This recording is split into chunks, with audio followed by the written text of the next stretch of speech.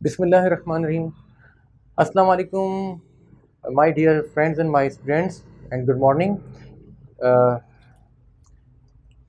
आज हम geometrical properties of circle की कुछ क्वेरीज करेंगे, तो उस पर हम डिस्कस करते हैं. ज़रा आइए ज़रा देखते हैं. Given that P and PB are two tangents to each of the following circles with center O, find the value of unknowns. ठीक है. A part, question number 4.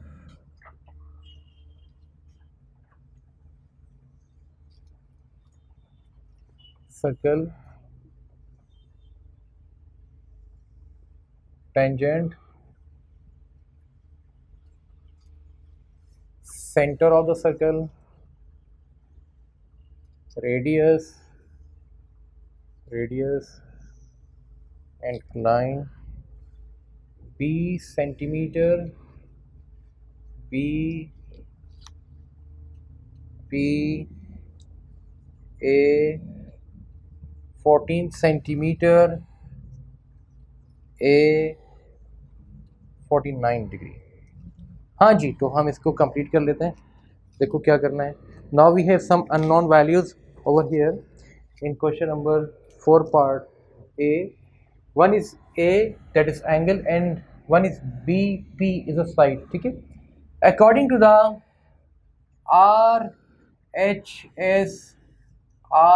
RHS, we know that these two triangles are congruent. कौन कौन सी triangles congruent है बताओगे मुझे?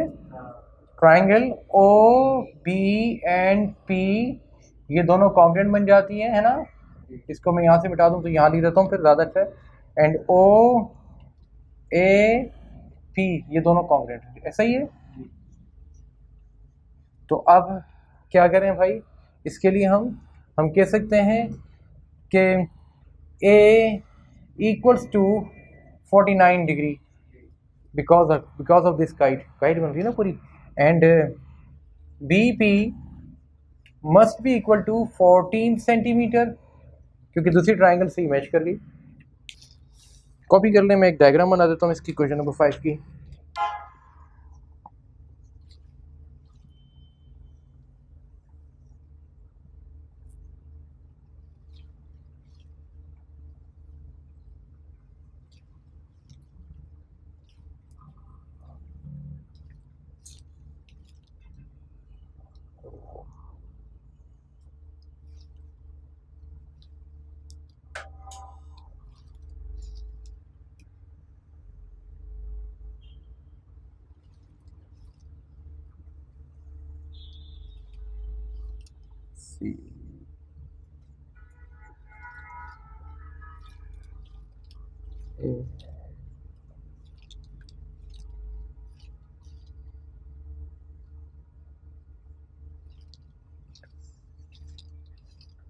And 69 degree point P.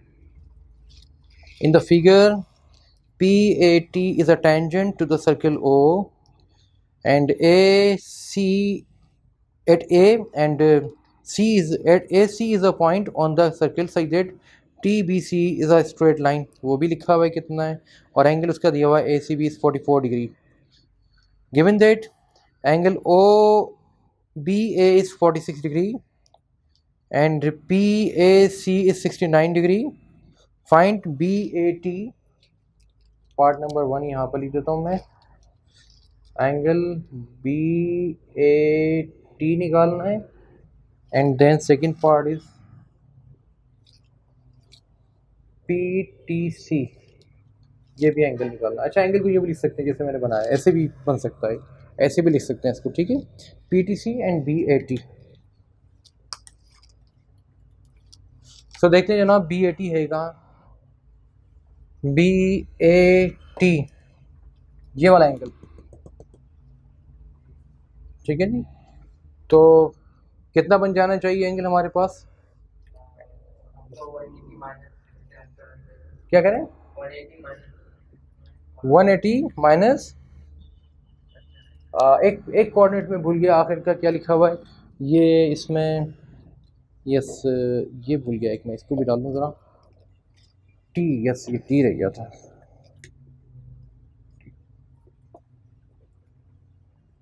Ji BAT। अब मुझे ये नहीं पता चल रहा कि इसमें दोनों लाइन पैरेलल्स बनी हुई हैं, ये दोनों पैरेलल लाइन है, पैरेलल तो नहीं है मेरे ख्याल से, ये दोनों परपेंडिकुलर बना रही है दोनों एक दूसरे के साथ। पैरेलल लिखा हुआ है इसमें, लिखा हुआ तो नहीं है ना? लिखा हुआ नहीं है तो फिर हम कैसे ले सकते हैं अपने पास से? नहीं ले सकते ना फिर अपने पास से। लेकिन ये कंफर्म है कि ये दोनों क्या है, ये टेंजेंट है, ठीक है। ये 44 डिग्री है और 46 ये है, 69 ये है। वैसे तो BAT हमारे पास प्रॉपर्टी में बनता है 44 डिग्री, 44 डिग्री। अब तुम कहोगे सर ये 44 डिग्री कैसे बना? ठीक है, 44 degree. Please check the answer of this question. 44 degree, BAT is equal to 44 degree. जरा देखो,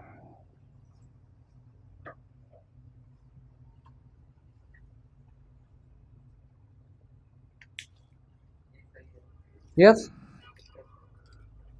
कंफर्म हो गया, 44 बन रहा है। इसकी प्रॉपर्टी देख लो क्या है दोस्त, प्रॉपर्टी तो मैं बता देता हूँ यहाँ पर।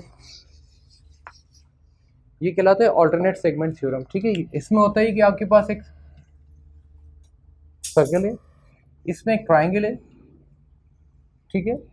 इस ट्राइंगल के एक वर्टेक्स को, जो कि साइक्लिक ट्राइंगल है, यानी ट्राइंगल के तीनों कोने जो है वो सर्कल को टच कर रहे हैं, ठीक है। सर्कल ने इंस्क्राइब किया हुआ है इसको। अब ये जो एंगल होगा जो टेंजेंट का बन रहा है एक पॉइंट पर इसके साथ, ये जितना भी होगा वो इसके इक्वल होगा, ठीक है। That is called alternate segment theorem. इसी तरह से अगर मैं यहाँ पर एक टेंजेंट बना दूँ, ये बना दिया मैंने अलग से, ठीक है। तो ये वाला एंगल अगर ए है तो ये किसके इक्वल होगा, इसके इक्वल होगा, ए, ठीक है। और अगर तो मैं इस पॉइंट को लेकर यहाँ भी एक बना दूँ, लेट सपोज ये मैंने बना दिया, ठीक है। तो अब ये जो एंगल अगर बी बन रहा है तो ये कितना बनेगा, ये भी बी बनेगा, ठीक है। बात तो मैं क्लियर हो गई। तो ये क्या है, एक टेंजेंट है और ये एक ट्राइंगल है जो कि तीन कोनों से सर्कल को टच कर रही है।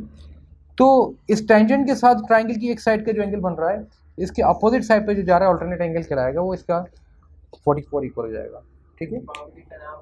Alternate segment theorem, alternate segment theorem, ठीक है। प्रॉपर्टी है, ये तो हो गई एक बात। सेकंड क्या है भाई, PTC कहाँ है, T ये रहा, C ये रहा। तो अब हमें PTC निकालने के लिए 44 तो ये मिला हुआ है, किसी तरह से अगर हमें ये वाला पूरा एंगल मिल जाए तो हमारा काम बन जाएगा, राइट। लेकिन अभी हमारा कुछ काम थोड़ा सा और भी हो सकता है। ये 44 हमें पता है, 46 हमें पता है, ये एंगल मिल जाता है तो हमारा मसला हो जाएगा,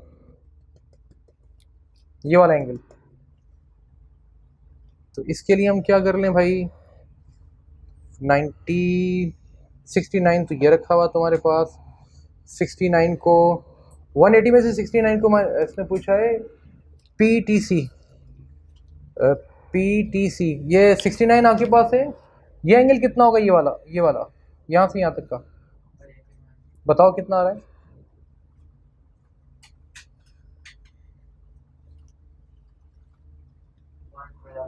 कितना, 111, 111 डिग्री। तो अब ये आ गया, इसको मैं अलग से बना देता हूँ यूँ करके, देखो ये बना दिया मैंने, ये रहा CANT। सो ये 111 हो गया, ये 44 हो गया। तो ये कैसे निकलेगा, 180 degree minus 111 degree minus 44 degree. तो ज़रा दोनों को माइनस करके बताओ कितना आया, 155 बन रहा है। 180 में से माइनस करोगे तो 25 निकलेगा, I think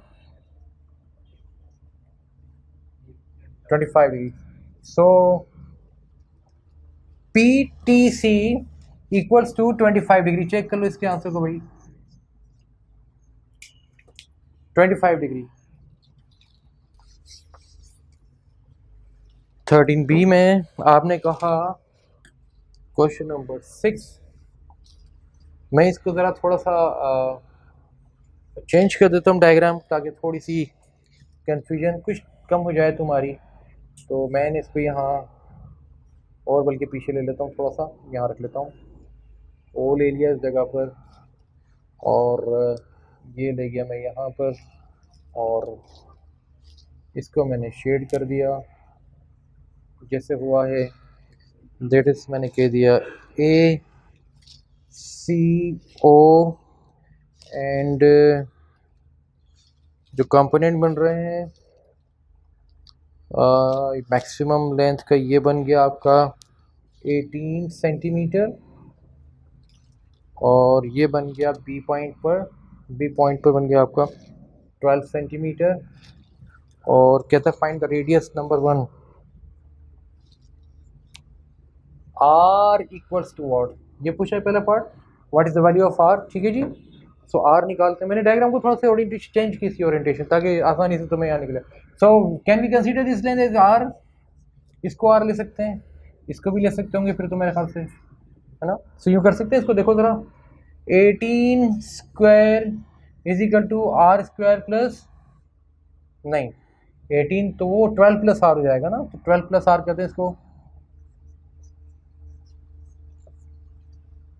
plus 18 square, Pythagoras में लग गया, hypotenuse square is equal to base square plus perpendicular square, और perpendicular square plus base square. तो ज़रा मुझे बता दो कितना हो गया, 144 plus 24 R plus R square equals to R square plus 18 का स्क्वायर, बता दोगे क्या हो रहा है जी, 18 का स्क्वायर निकल के बताइए प्लीज़। 324, ये आ गया, ये से कट गया, सो क्या हो गया जनाब, 24 आर इक्वल्स टू 324 माइनस 144, बताओ जी, 324 माइनस 144, 186, 180, ओके 180 आ गया। नाउ वी डिवाइड 180 बाय 24, ये 24 यहाँ पे डिवाइड करेगा, r equals to 7.5 centimetre. Please check this answer, check कर लो ये अपने पास। एंगल ए ओ बी पर आते हैं हम, A O and B,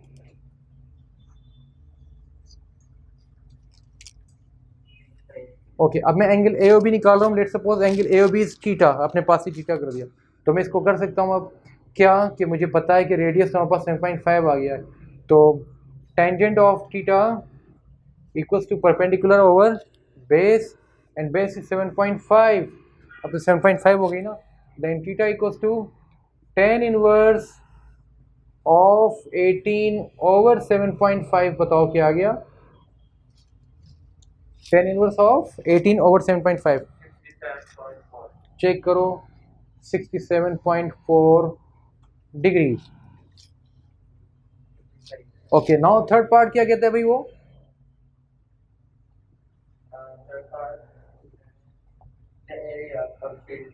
area of the shaded region. तो area of the shaded region कैसे निकलेगा बताओ, इसके लिए मुझे करना ये पड़ेगा, पूरा एरिया निकालना पड़ेगा जी, मुझे करना पड़ेगा ये पूरा एरिया, और इसमें से माइनस कर दूंगा मैं क्या, ये सेक्टर, ठीक है ना, ट्राइंगल का एरिया निकालूंगा पूरा, और उसमें से एक सेक्टर माइनस कर दूंगा ये वाला, ठीक है,